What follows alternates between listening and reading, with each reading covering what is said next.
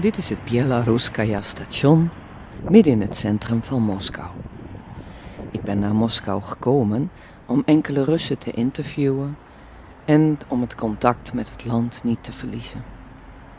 Tussendoor maak ik een paar snelle opnames van de stad, al was het alleen maar om de kijker een impressie van de Russische hoofdstad te geven, of om te laten zien dat het leven voor de Russen ook doorgaat. Vaak denken Nederlanders dat Rusland grauw en grijs is, of dat je weinig leven ziet op straat. Alleen al in dit Bolshoi-theater is het bijna iedere avond bomvol met mensen die genieten van Tchaikovsky, Shostakovich of andere cultuurhelden.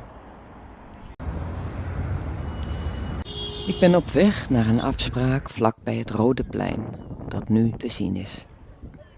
De Russen hebben herfstvakantie. Ze genieten hier in de stad of ze verblijven op hun dacha's. Telkens opnieuw verbaast het mij hoe vriendelijk en open ze zijn. Nog steeds voelen zij zich Europeaan. Hoeveel steken wij ook hebben laten vallen om hen niet toe te laten in het Europese huis. De metro is erg goed en zeer goedkoop. Het openbaar vervoer, het onderwijs, de medische zorg is zo goed als gratis. Dat was 15 jaar geleden wel anders, toen hier nog veel problemen waren, met gruwelijk veel armoede en onrecht. Het blijft zeer indrukwekkend wat hier de laatste jaren verbeterd is. In de hele stad zie je streetlife, salsa-dansers of deze danseressen. Russen zien er hetzelfde uit als onze Europese tieners, met blauw of bruine ogen of met blond of paarse haren. Russen hebben dezelfde cultuur als de Europese. En ze hebben dezelfde dromen en dezelfde pijnen.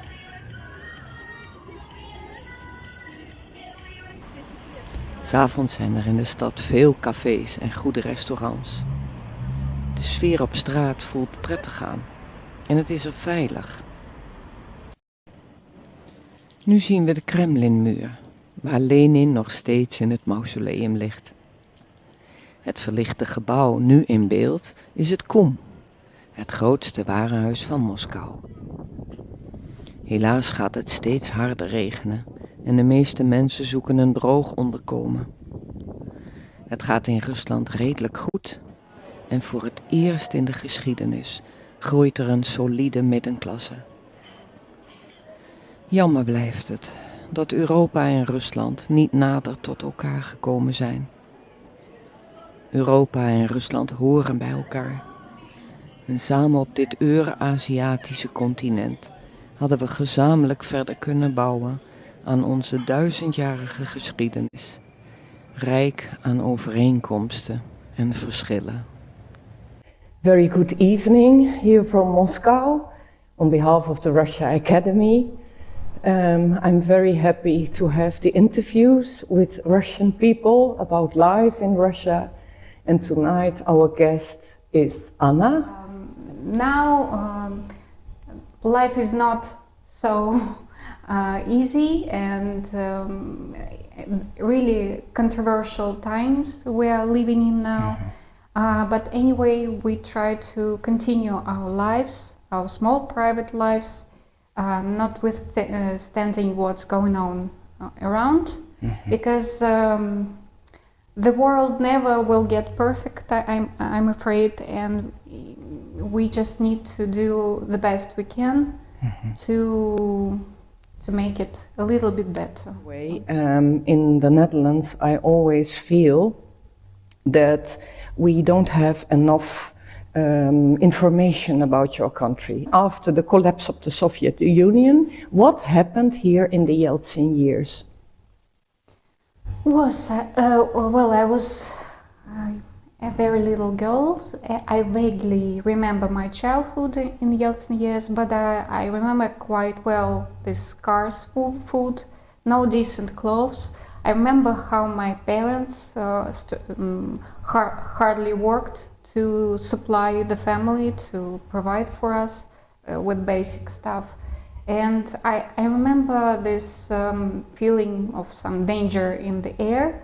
Of course, it also felt like freedom because everyone could speak up, go to the streets and protest, and do whatever they liked because there was no so much control over people in terms of what they think and what they speak.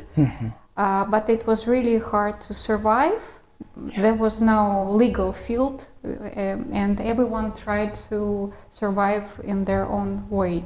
But for me, it was the times of growing up, of going out with my friends, studying, and of course, I perceived the hardship of those times from a different angle. Yeah. But I still remember how much my parents not suffered, but they were in very difficult position and situation, without money and without possibility to live a decent life.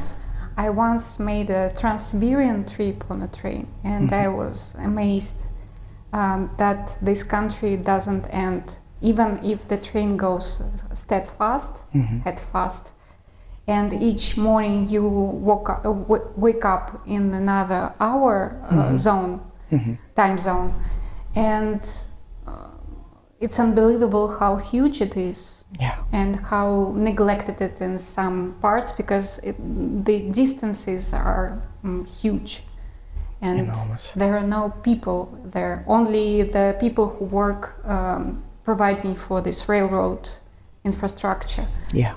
A lot of people work on this route.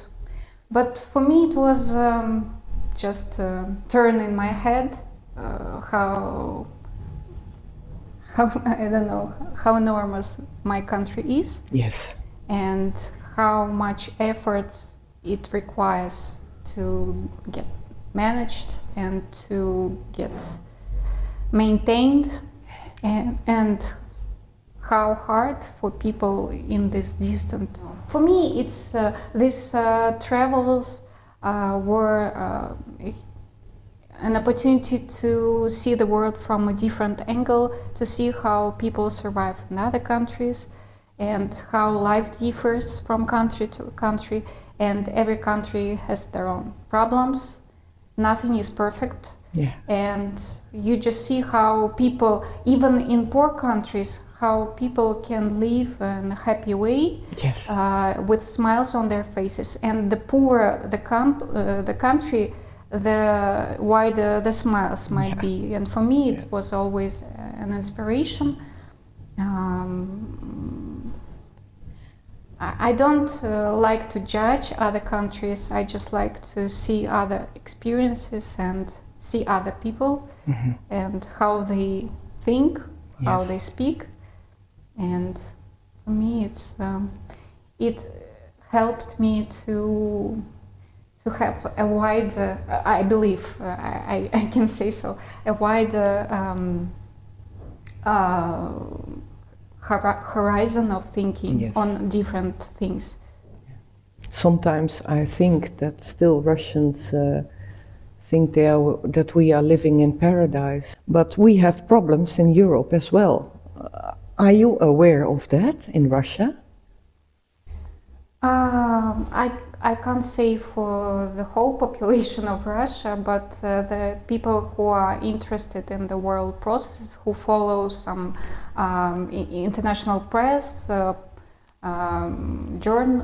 journalists or newspapers or podcasts, of course, they can feel the pains of the society in the West.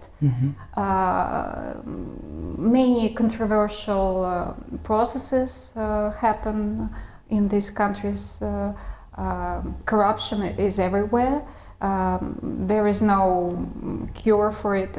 Even in the cradle of democracy, even in America, there are corrupted courts, and now they have so much troubles with their political situation, and so even them, with their nurtured democracy concepts, they can't handle the situation. And What did you see there in America? for example, in America, when all students are indebted, in huge lifelong debt, to have this education, high education, you see a lot of beggars, poor people. You feel the scent of cannabis in the air, and the whole healthcare system there is probably for the people who can pay for themselves. Not everyone have equal opportunities to get medical care. Probably not only in USA but in other Western countries as well. So if you don't work, you are totally insecure, and that is one of the main problems that probably they have, and can't solve it or resolve it in any way. And how is that in Russia now? Is everybody having that insurance? Well, we have a governmental insurance policy, but I can't say about the entire Russia, because there are so many small regions where there can't be even emergency services available to people. But in big cities, the system is so elaborated that, well, I'm privileged to live in Moscow, and I'm totally amazed how this medical system has developed now.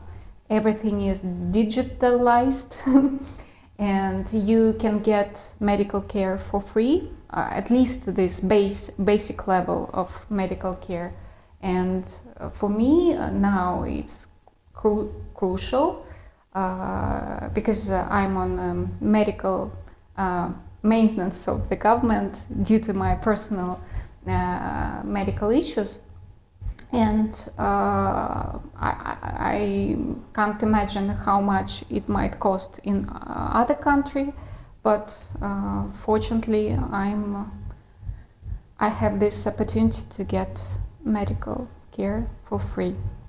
Yes. And the people above the 60, when it was 20 years ago that these people were in big problems, they have as well medical health for free? Yes, all citizens have it. Well, in that way I give a big compliment for your government, how they did it the last 10, 15 years. And I think we have to end. I thank you very much, Anna, for having your opinion about a lot of things. That's my pleasure. And I hope Thank you to see so you much. in the future, in the West. Hopefully, yes. Thank you.